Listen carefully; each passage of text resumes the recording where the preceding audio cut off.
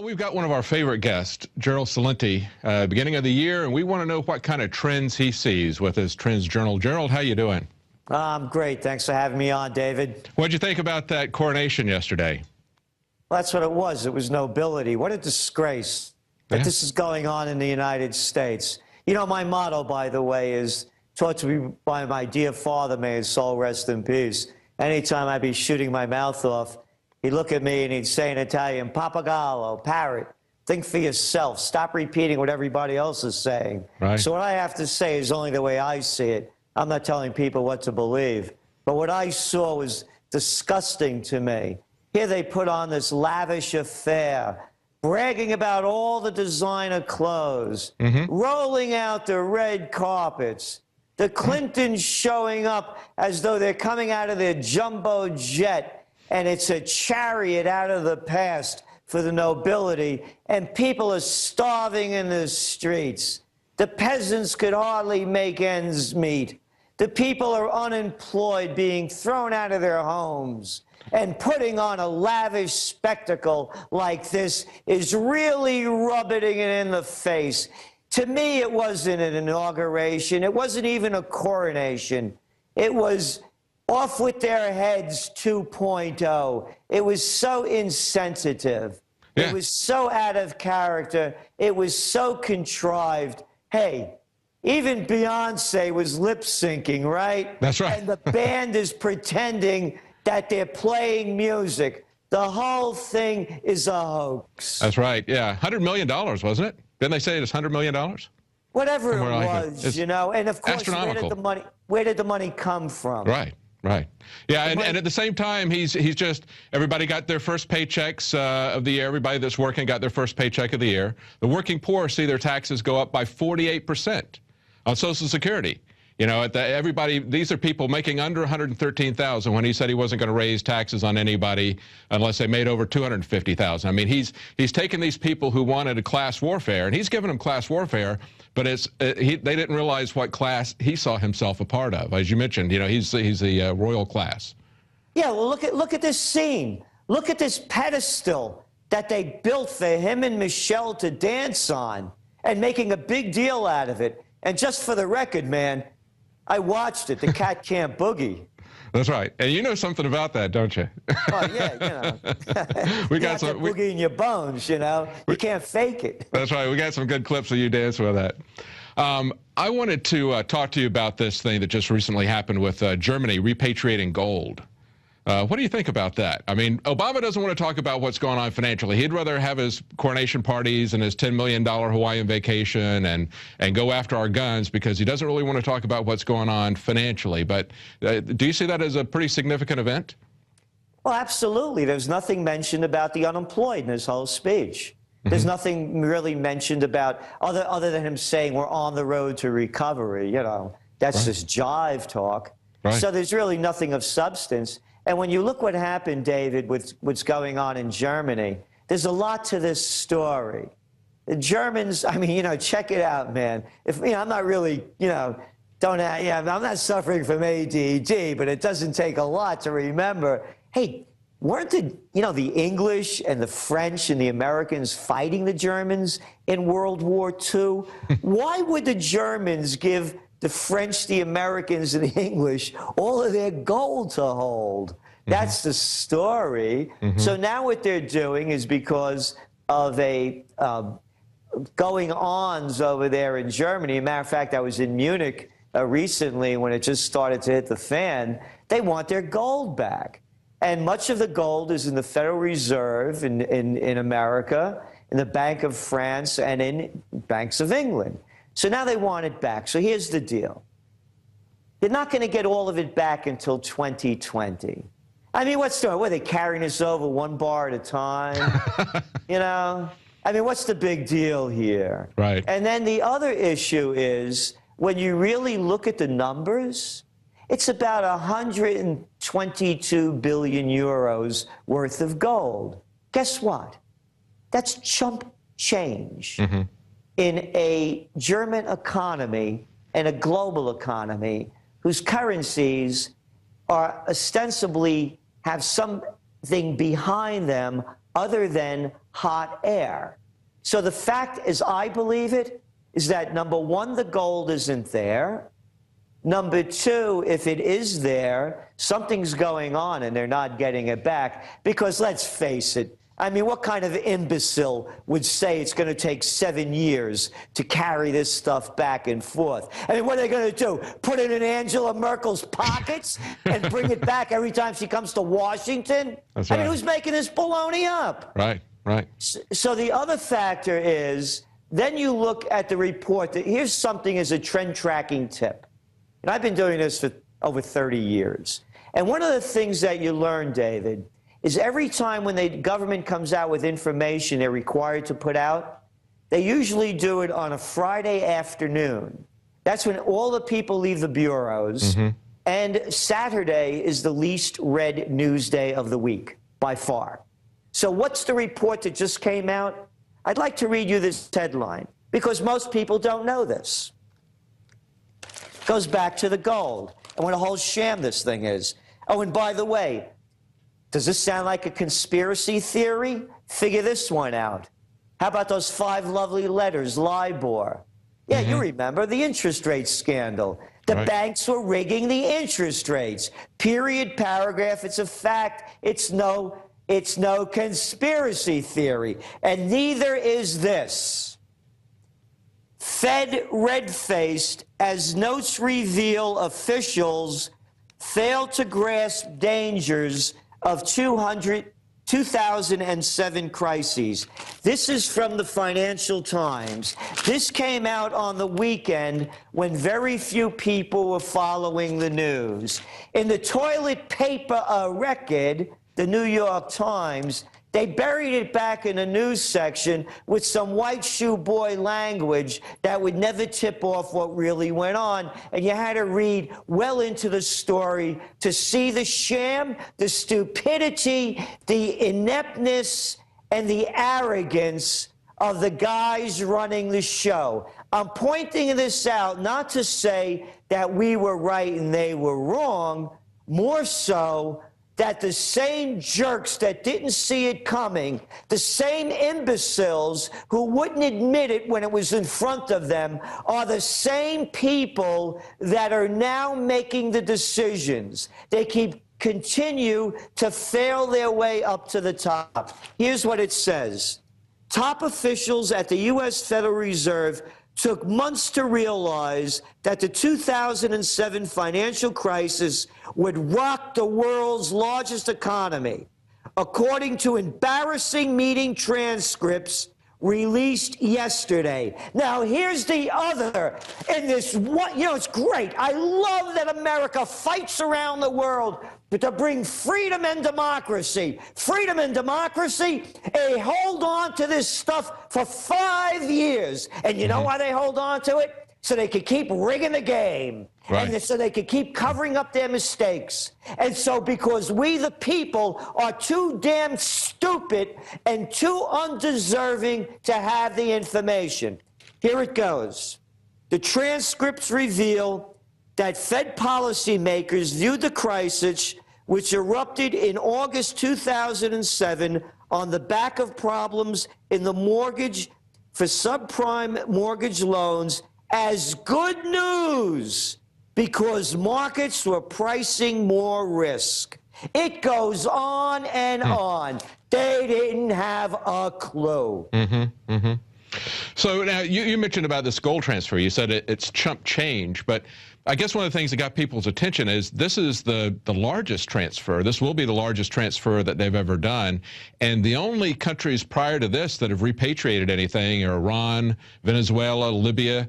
So this is the first time a Western government has done it. And it's been because of public pressure, right? That people were pressuring them to get the gold back. So, I mean, what do you think that they're doing? Are they just bowing to public pressure? What's going on with the gold transfer? And how do you think that's going to affect gold prices? I mean, they've gone up, but is it going to send it up even higher, you think? To answer your questions, first of all, you pointed out the 3 countries prior to Germany. Venezuela, they write Chavez off as some maniac. Right. Libya, what was that guy's name that they killed? Gaddafi, yeah. Yeah, and right. who do they have sanctions against? Yeah, that's right. Iran? Right. Yeah, exactly. Do you get it? Right. Yeah, this is only a show. Because here, read the news.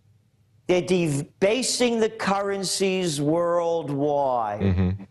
As they debase the currencies, the only thing that's going to be worth anything are objects of value, whether they're diamonds, whether they're silver or platinum, nickel, silver, any gold, of course, that has value. Again, look at the news.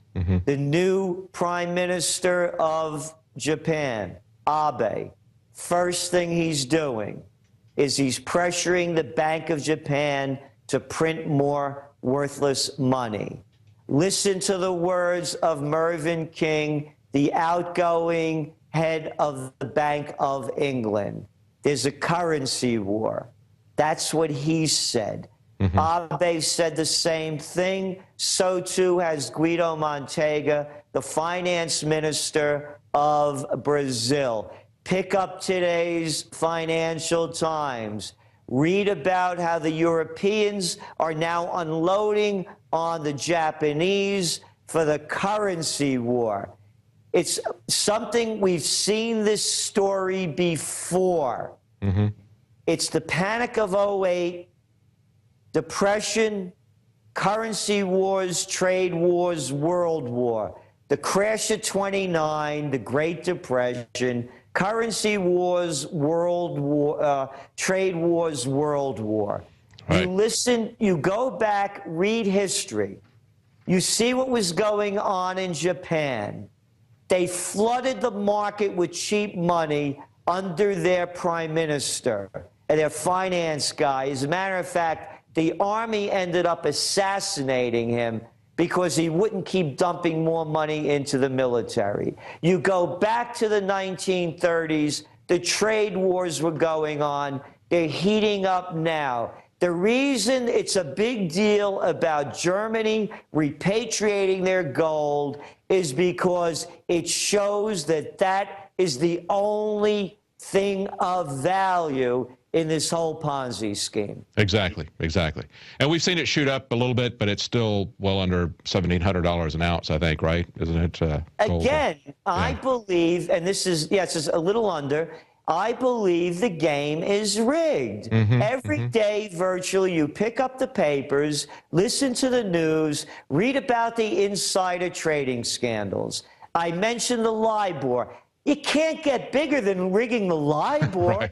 You're talking about, you know, hundreds of trillions of dollars in loans, in mortgages, in fixing the interest rates. And it's not a conspiracy theory. It's a fact. They have the emails that went to Timothy Geithner when he was president of the New York Fed. They have the emails that went into the Bank of England. It's fact. So if they're rigging that, you think they're rigging gold? Because when gold prices skyrocket, people will be bailing out of these worthless currencies, and panic is underway. Absolutely. And in the Forbes article, they quoted the Germans as saying they're concerned about a currency crisis. So you see this as part of a currency bubble that's about to hit, as well as you mentioned war, right? It's that's going to go hand in hand with that. That's one of your top trends coming up in TrendsJournal, isn't it? Is war? Yeah, unfortunately, and it's going on. I mean, you know, and you've got four steps to getting peace that you've got in there. Tell us a little bit about that. The 4 steps to peace? Yeah. Well, the 4 steps to peace are very easy. You hear these little chicken hawks over there. Cameron, Obama, Holland. How about Hollandaise? You know, you see this guy, you know, that's about the only thing he could whip. So all of these people that want to take out somebody, I hear them. Assad has to go. You know, Ahmadinejad has to go. All right, take him out.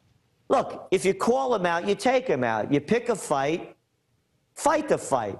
I watched Alex Jones on Piers Morgan. He said to him, I'll put on a robe, we'll go a couple of rounds, mine will be an American flag, you put the Union Jack on.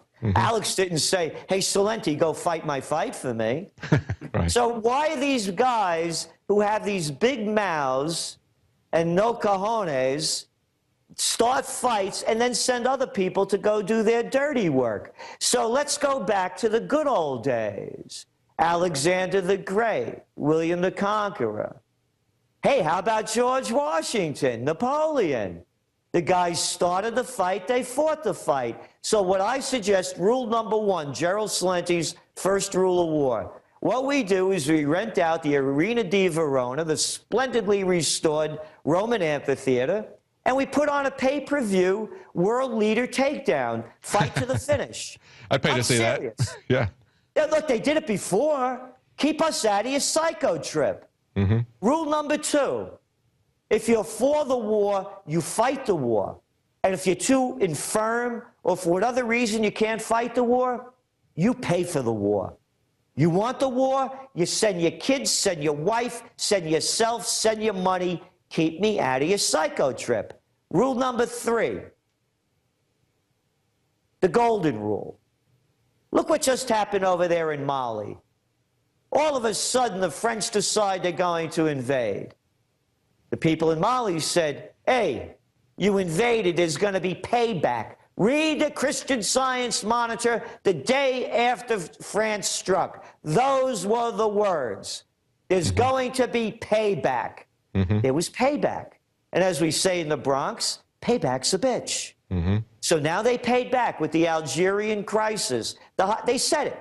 This is payback. So what do they say now? Oh, these terrorists, these crazy people. No, the golden rule. Do unto others as you would have them do unto you. Don't call them names. Call it getting even. Rule number four. Rule number four is let the people vote. You want to go to war? I remember that wonderful humanitarian mission by Obama. Cat hits the stage saying we're going to launch a humanitarian mission. And what does he do? Boop, he's on the plane to Rio with his wife, his mother-in-law, and his kids. I saw it with Bush. We got to take out Saddam Hussein. He has weapons of mass destruction. And a gang of 535 flunkies, politicians, congressmen, senators that are only in power because they get money from special interests and serve the powerful, voting for us to decide whether you, me, or anybody else should go to war. The burden of the war falls on the people's shoulders. If you want to go to war, let the people vote. I don't need somebody to vote for me to tell me what I should do. These are not representatives of me. They only represent the people with the most power, the most money, and the most interests. Those are my four rules of peace. That's right. They've even moved away from the 535. They've moved back to, you saw Panetta telling Jeff Sessions, we don't need your authority to go to war. We're just going to, we might tell you what we're going to do, but we're going to talk to the United Nations. We're going to talk to NATO, and then we're going to make that decision, and we might inform Congress what we're going to do. I mean, they've moved us dramatically in the other direction, haven't they? Yeah, and they're a bunch of losers. That's the other thing. Hey, they did a great job in Vietnam, didn't they? Oh, yeah. Hey, more firepower. We only killed 3 million and destroyed the country with Agent Orange. If only you would have let us loose more. And we only killed 60,000 of our troops, wounded a couple of 100,000 more, and a couple of 100,000 more for life. I got a better one.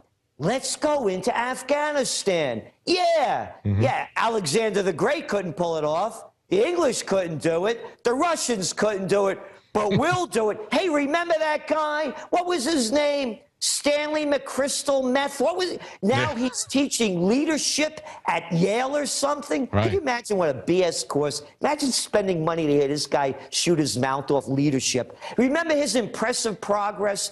Remember that other guy, Petraeus? You remember him? Oh, yeah. The guy that got caught with some chick? You don't remember him? He was a general over there with the impressive progress in Afghanistan. Oh, how about Iraq? Yeah, weapons of mass destruction, ties to Al-Qaeda. Look at the beauty of that one. $1 trillion down the drain, 5,000 of our people dead, suicide rates among the troops going off the charts. Oh, one more. We only killed 1 million people.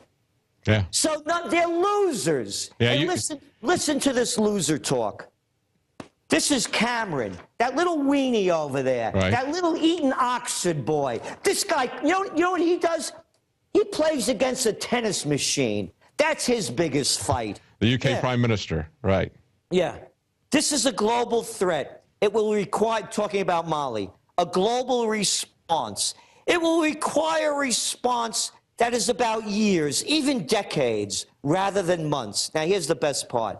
Quote, it requires a response that is patient and painstaking, that is tough, but also intelligent, but above all, has an absolutely iron resolve, and that is what we will deliver over these coming years. I love that English limey lingo. Iron resolve. I got a piece of iron resolve for you.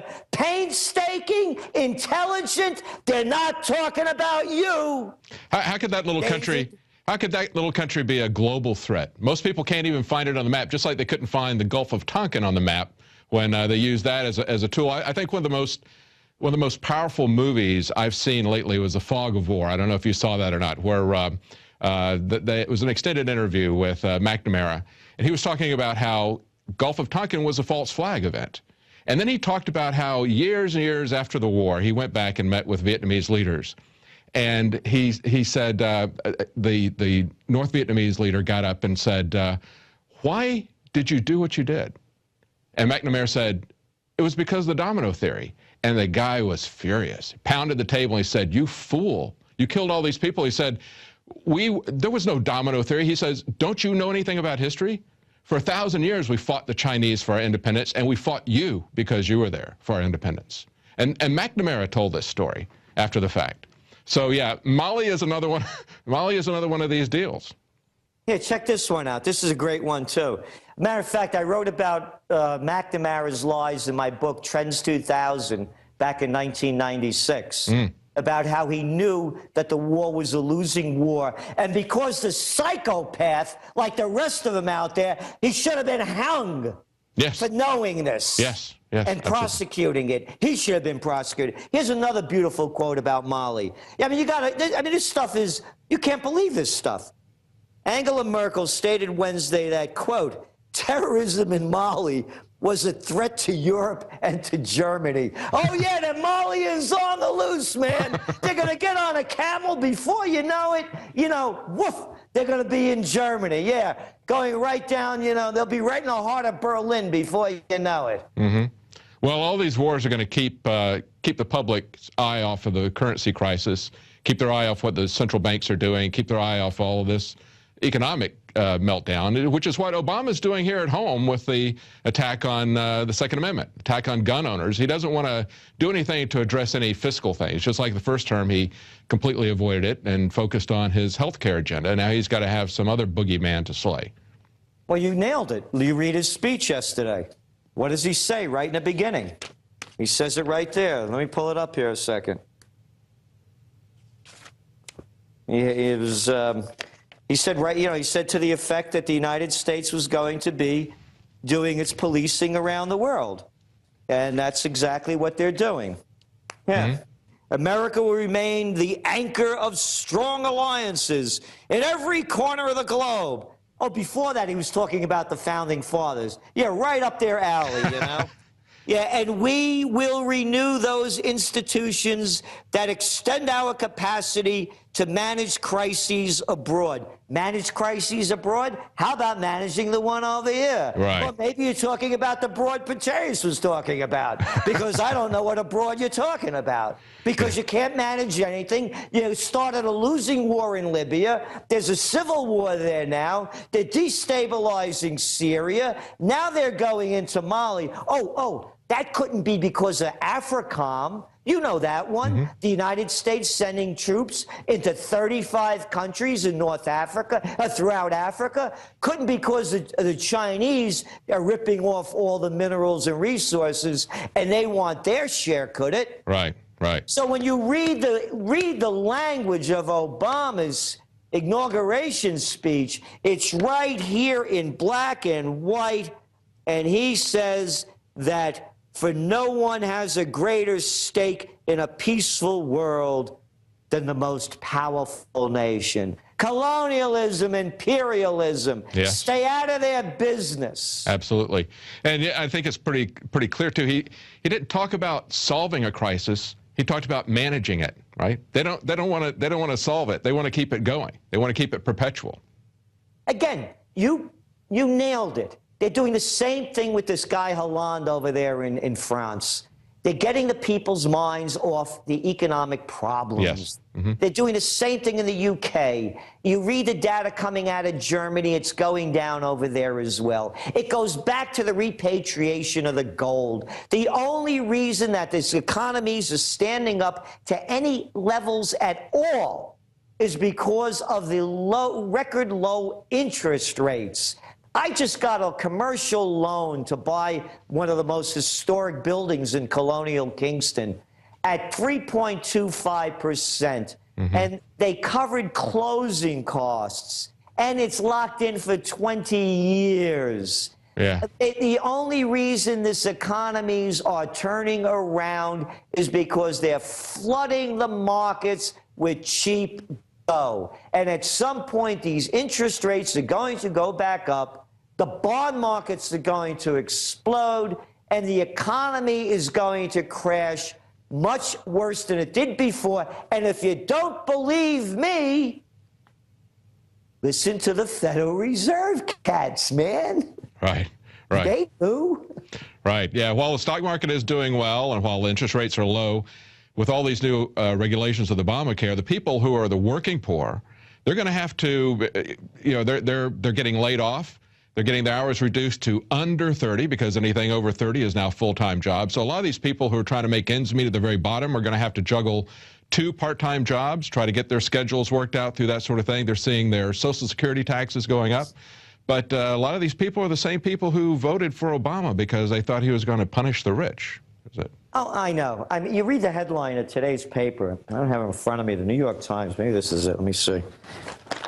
No, they had something along the headline of how Obama's talk, inauguration, was a liberal message. I'm saying to myself, a liberal message. It's saying they just killed 13 people in Yemen with a drone. Right, right. You know, we have warrantless wiretapping. The National Defense Authorization Act. What, he just signed another one recently that allows them to spy on us forever for no reason at all. Right, Liberal, and store it in the Utah data center that they're going to open up this year. That giant center in Utah, they're going to store everything there that they're spying on us illegally about. Yeah, was that the NSA one? Or? Yeah, the one in Utah is a multi-billion-dollar center. It's got, actually, it's got yottabytes of storage. I had to look that up. That's 1 trillion terabytes, a yottabyte. I had to come up with a new prefix for that. Yeah, so you're 100% correct, David. The liberals lie. You show them one after another how Obama is everything that they say they hate, and they keep supporting them. And they're not alone. You look at the polling data that came out recently. What is Congress's approval rating, like 9%? Right. And yet, what, 94% of the incumbents got reelected, and well over 50% of the people turned out to vote. Yeah. So the people are also getting what they deserve. And then there's the whole other group of people. You hit them, and everybody, especially Alex Jones listeners, know this. You start talking to friends and family about the facts of what's going on, and I don't want to hear that. Yeah, absolutely. I don't want to hear that. Yeah. You know, you're too negative. You're a gloom and doomer. That's right. That upsets me. If it upsets me, I don't want to hear about it. Mm-hmm. So that's what's going on as well. Yeah, this weekend we were at a rally here at the state capitol for the Second Amendment, and that's what I was told by somebody who just woke up. He said, hey, it was really scary, because and my first reaction is to run away from this bad news. But it doesn't make the bad news go away if you run away from it, right? You got to face it and try to find some way that you're going to survive through it, some way to try to rectify it. It's but that, you're right. That's what people say. They don't want to hear the bad news. They reject it because it's not a happy scenario. And they're getting offered happy scenarios on television all the time. They want to believe in a happy ever after. Yeah, and the other part of it is as well, is like you said, you know, to wake up to it, and realize that you believed in a lie all your life, you know, it's like believing in a religion and all of a sudden you don't believe in it anymore. And that's what these are. These are political religions. That's right. I mean, you see it. You know, I mean, I've almost gotten in a fight with a guy one time. I said something that he didn't like. Don't you talk about my president like that. And I went off on this guy. Who are you talking to? I'll say whatever I damn well please. Right. Absolutely. But, you know, this is a religion, and I'm a political atheist. So I don't believe in political religions, and I certainly would not bow to a political god. You know, that's beneath me. But the other point of this is, and as we go through the top trends of 2013 that we have in the new Trends Journal, which, by the way, is 60 pages, advertising free, of information about what's going on in the world, like covered nowhere else, and money back guarantee if you could find better, or you don't like it. And the other issue is preparing you for the world tomorrow. There's another positive trend in there, and that is the Great Awakening 2.0. There was a Great Awakening in America prior to the American Revolution. At first, it was a religious revival. People realizing, the people that believed in salvation, they finally understood that if you're going to achieve salvation, it's not because you're following the dictates of a church or a hierarchy. It's about how you live your life. And it's not about the religion that you live. It's about how you live. That was the first part of it. The second part of the Great Awakening was to the awakening that there's no nobility out there, that King George III is just another average or below average guy. And when you read the letters going back and forth between Jefferson or Franklin and the people going overseas talking about the royalty, what a disgrace these people were. The people woke up to that. Well, David, we have the same kind of nobility. Again, look at that shot of the Clintons walking out of their jumbo jet with all of the gold and red trappings around them. Absolutely. And all the paparazzi. And look at all of this grandeur for the coronation. The people are waking up. These are not nobility. Matter of fact, they're the same people you couldn't stand in high school and college that wanted to be class president and head of the student council. The suck-ups, the brown-noses, the glad-handers, the insincere and the overly ambitious. So we're seeing the beginning of a great awakening. Yeah, it was at the early days of our republic, ambition was considered to be a severe character flaw when it came to politicians. Today it seems to be a prerequisite, isn't it? They brag about it. Yeah, absolutely. Absolutely. Well, are there any other trends that you see besides war and a great awakening that? Yeah, there are some very positive ones. And again, you know, I look at things for the way they are, not the way I want them to be as a political atheist. You look at how young people, you go back to Christmas sales. Tablets are outselling toys for kids. Little kids are growing up now, and they're infants, and they're playing with this stuff, right? Their brains are being wired differently. You know, figuratively, of course. I actually saw let me just interject here. I actually saw a YouTube video where they handed a little 2-year-old kid a book. And the 2-year-old kid is trying to do these pinch and zoom gestures, you know, from the iPad on the book. It was kind of funny, but you're talking about people having their brains wired differently. That just shows, you know, this is obviously the first time this young child had their hands on a book. You know, they've grown up totally in this virtual world. Exactly. So now the education system has to adjust to it. Our education system is a total failure. I say that with true confidence in the sense that by their deeds you shall know them. We spend more on education than virtually any other nation in the OECD, Organization of Economic Cooperation and Development System. Yet, look at the failure of this nation. If our education system worked, do you think we'd be in the trouble we're in?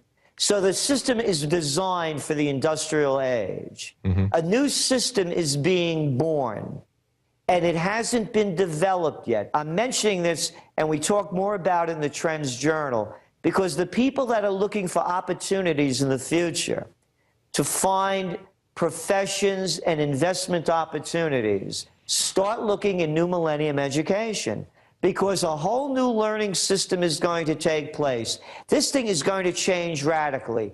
In 50 years, our education system will look nothing like it is today, to the extent that when you go back to the beginning of the industrial age, and you had all of these people in factories, and then they started getting replaced by machines, then they started replaced by robots. The same thing is going to happen with teachers. You're not going to need all these teachers. The whole system is going to change. So this is a huge trend. We're one of the few people, I don't know of anyone. Actually, I wrote about interactive view, again, back in Trends 2000, in 1996, when, you know, the computer age really didn't begin until around 92, 94. And it really hasn't gotten there yet. Trends are born, they grow, they mature, reach old age, and die. This trend has just been born for new millennium education. Another big trend that we write about. You know, I coined the term in '93, clean foods. These are foods that were only organic and chemical free, but brought to market in the best of sanitary conditions. Right. Now we're looking at a big trend. It's going to be safe foods, because the whole game has changed.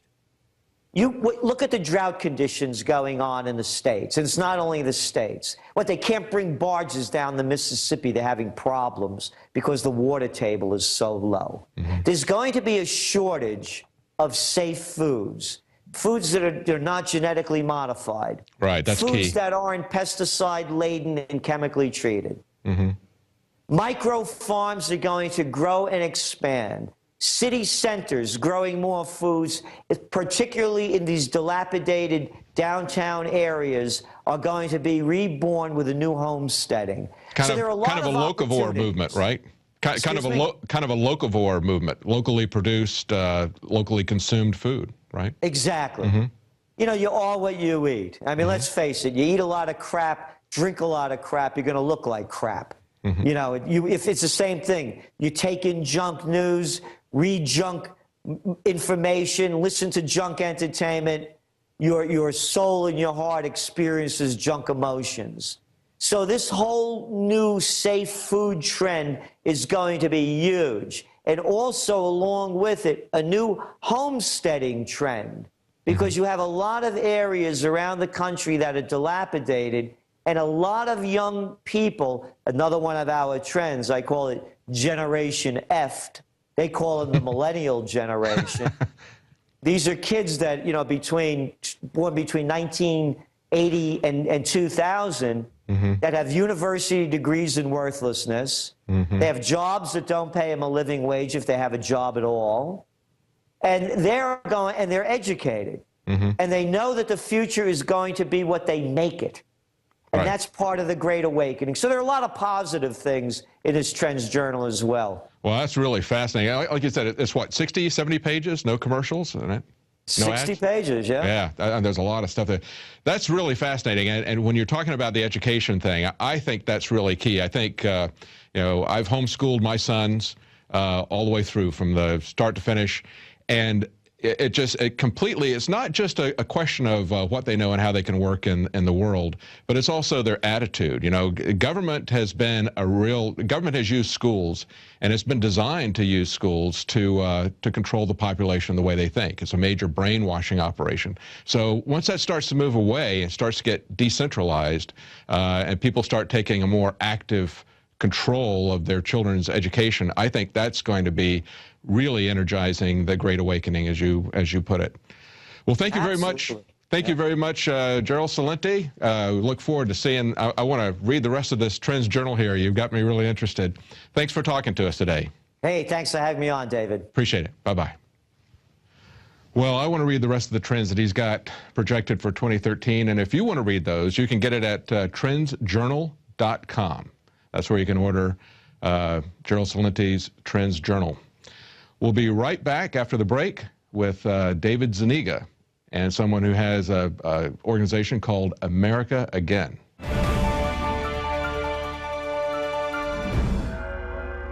While we fight to retain our liberty, while we fight to oppose globalism, we have to realize we're talking about a very powerful combination of power. Renowned author and expert Joel Celente breaks down the globalist plan to shut down America and stage a new world war. In one day, America will go from day to night. And if you haven't prepared in advance, there's not enough time to prepare in 24 hours, even if you saw it that early.